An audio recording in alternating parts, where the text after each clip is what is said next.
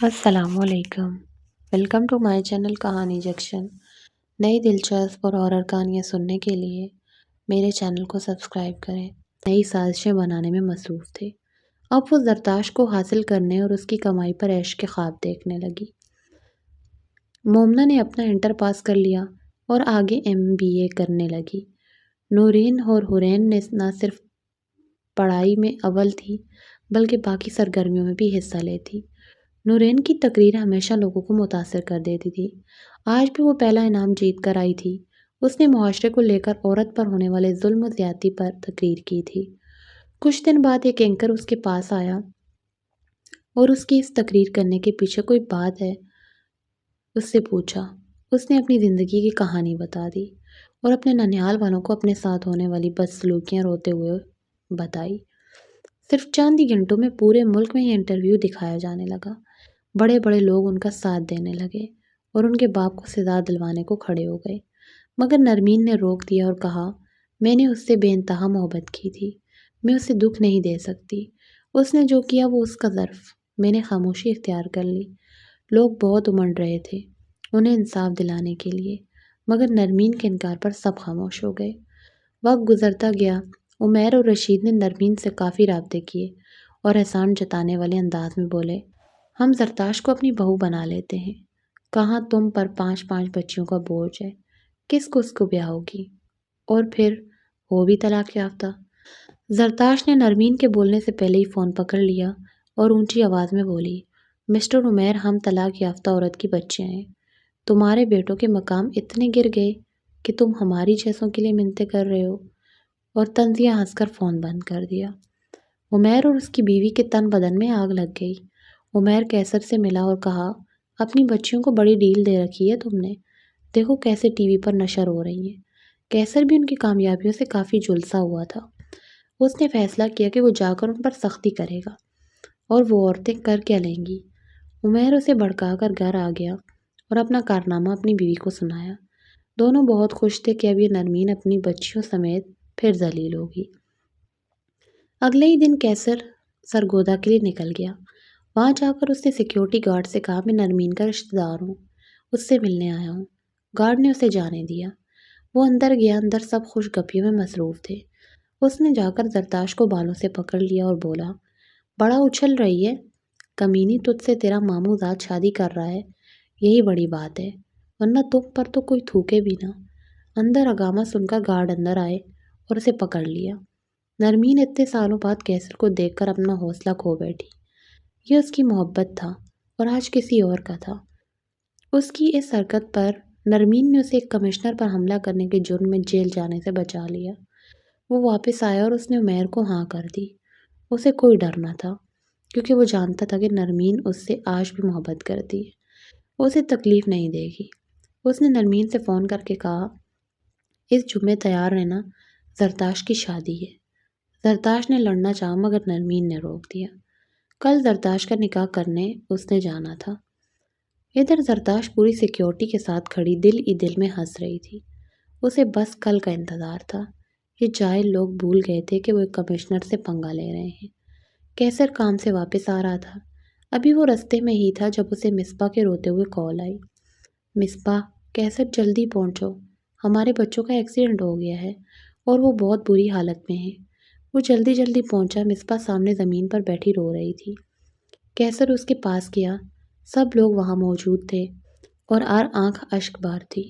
نرمین کب سے سجدے میں گری رو رہی تھی، اے اللہ، میں نے اسے پاگلوں کی طرح چاہا، اس نے مجھ سے ہی دھوکہ کر دیا، میری محبت، میرے جذبات کا اتنا مذاق بنایا، میں آج تک سہ رہی ہوں، میں آج بھی اپنے اندر اس کی نفرت برداشت کر رہی ہوں۔ چلو، جو اسے کسی اور عورت کے ساتھ برداشت نہیں کر سکتی تھی، آج اتنے سالوں سے وہ کسی اور عورت کا ہے، تو میرا صبر، میری محبت کتنی آزمانا چاہتا ہے۔ اس سے اچھا تو بس لے جا مجھے یہاں سے۔ وہ سجدے میں گری روئے جا رہی تھی اور بولے جا رہی تھی۔ زرتاش اسے گم سم دیکھ رہی تھی۔ کیسر، کوئی مجھے بتائے گا کہ کیا ہوا ہے؟ میرے بیٹے کیسے ہیں؟ واجد بھائی، حوصلہ کرو، اللہ تمہیں صبر دے اور تمہارے بیٹے کو کچھ نہ ہو۔ کیا؟ کیسر کو اپنا دل ڈوبتا ہوا محسوس ہوا۔ واجد نے اسے گلے لگا لیا۔ بھائی وارث اس دنیا میں نہیں رہا۔ کیسر دیوانہ ہو گیا۔ نہیں میرا بیٹا، کیا قصور تھا میرا جو میرے ساتھ یہ ہوا؟ اس کے ذہن میں نرمین کے الفاظ گونجے۔ وہ پاگل پھر رہا تھا۔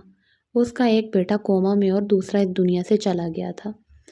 مصباح کا ذہن تو کیسر کے لفظوں پر ہی اٹک گیا تھا۔ میرا کیا قصور ہے؟ ہاں، بیٹیوں کی پیدائش پر ماں کا قصور نہیں ہو سکتا۔ نرمین تک بھی یہ بات پہنچ چکی تھی، مگر اسے جہاں خوشی نہ تھی وہاں غم بھی نہ تھا۔ عمیر کو اچانک خوف آنے لگا، کہیں اس نے جو سلوک کیے اس کے ساتھ بھی کچھ نہ ہو جائے۔ زرتاش تو کیسر کو تڑپتے ہوئے دیکھنا چاہتی تھی، مگر ماں کا سوچ کر چپ رہی، ورنہ دل چاہتا تھا کہ اس کو جا کر دیکھ کر آئے۔ وقت گزرتا گیا۔ عائشہ کی مومنہ کی شادی ہو گئی۔ مومنہ کا شوہر اس کا کولیگ تھا۔ دونوں مل کر اپنا بزنس چلا رہے تھے۔ عائشہ کی شادی زرتاش کی دوست کے بھائی سے ہوئی اور وہ لندن چلی گئی۔ دونوں چھوٹیاں یونیورسٹی کے آخری سال میں تھی۔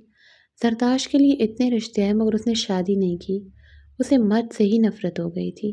کیسر ہر وقت دیوانہ وار بڑے بیٹے کے سرہانے بیٹھا رہتا اور اس کو آوازیں دیتا، تو کبھی چھوٹے کی قبر پر چلا جاتا۔ اب نرمین کی آنکھوں سے آنسو بہنا رک گئے تھے۔ زرتاش اپنے کام سے واپس آ رہی تھی جب اس نے ایک چھوٹی سی بچی دیکھی جو بمشکل کچھ دن کی تھی اور اسے 6 سال کے بچے نے اٹھایا ہوا تھا۔ وہ بھیک مانگتا اس کی گاڑی کے پاس آیا۔ اس نے اس سے پوچھا، پڑھتے کیوں نہیں؟ یہ کام کیوں کر رہے ہو؟ تمہارا نام کیا ہے؟ باپ کام کرواتا ہے تم سے؟ زرتاش کو وہ خود سا لگا۔ بچے نے بتایا میری ماں مر گئی ہے اور باپ چھوڑ گیا ہے یہاں، کہتا ہے خود ہی پال لو بہن کو۔ زرتاش کو اپنا بچپن یاد آیا۔ اس نے ان دونوں کو اپنی گاڑی میں بٹھایا اور انہیں گھر لے گئی۔ اس نے اس بچے کو پالنا شروع کیا۔ اس کا نام لائبہ رکھا۔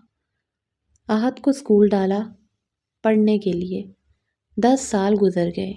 کیسر اب تو اٹھ جا، دیکھ تیرا باپ روزانہ تیرے پاس آتا ہے تجھے بلانے۔ اب تو تیری ماں بھی چلی گئی، مجھے چھوڑ گئی، اکیلا تو اٹھ جا، مجھ سے اب اور نہیں سہا جاتا۔ نورین اور اورین کی بھی شادیاں ہو گئی۔ زرتاش کی شادی کا ٹاپک ہی ختم ہو گیا۔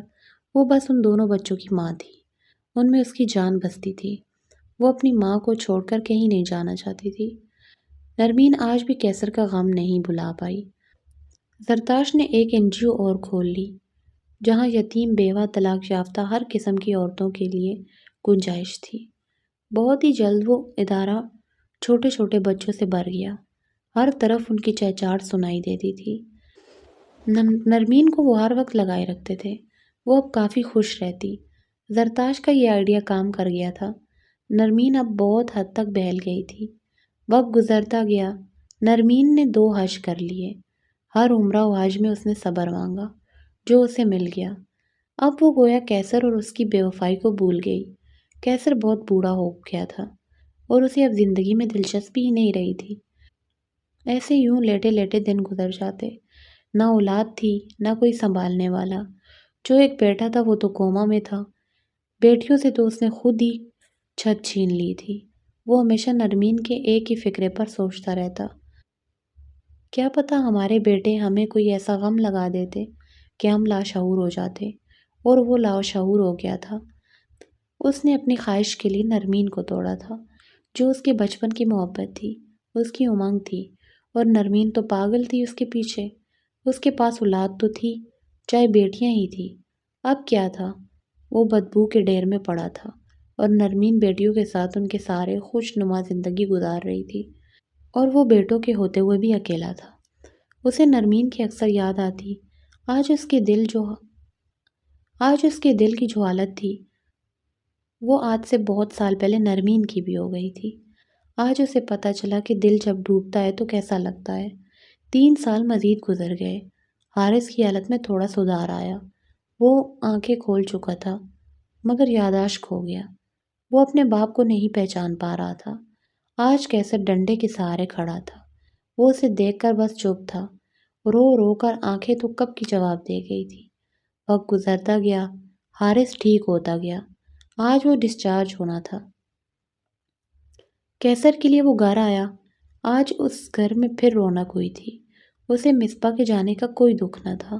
وہ تو نرمین کی خوشیوں کو ہی نگل گئی تھی۔ راحت حارث کافی دیر کیسر سے باتیں کرتا رہا۔ کیسر اسے دلہا بنے دیکھ رہا تھا، پھر اس کی آنکھیں بند ہو گئی۔ حارث نے اس کا کمبل درست کیا اور اپنے کمرے میں چلا گیا۔ صبح دن بہت مصروف گزرا۔ حارث کے لیے یہ دن قیامت تھا۔ آج وہ اکیلا رہ گیا۔ اسے کیا پتا تھا کیسر ہمیشہ کی نیند سو گیا ہے۔ سارا دن اس کے جنازے میں گزر گیا۔ کچھ مہینوں بعد اس نے گھر بیچ دیا کیونکہ اس کا یہاں دل نہیں لگتا تھا اور دبئی شفٹ ہو گیا۔ اور پھر کیسر کی خبر پر کوئی نہ آیا، جبکہ نرمین کی بیٹیاں اس کے پاس ہر وقت رہتی۔ زرتاش تو گویا اس کی خدمت میں کوئی کسر نہ چھوڑتی اور ہمیشہ سوچتی میں تو بیٹا نہیں ہوں، پھر بھی ماں کا بڑھاپے کا سہارا ہوں۔ اگر میں بھی چلی جاتی تو کون سنبھالتا اسے؟ نہیں، میں کبھی نہیں جاؤں گی۔ یہ سوچ کر وہ ہمیشہ نرمین سے لپٹ جاتی۔ آج پھر وہ سب لوگ عمرہ پر جا رہے تھے۔ نرمین رو رہی تھی، مگر اب یادوں میں کیسر نہیں تھا۔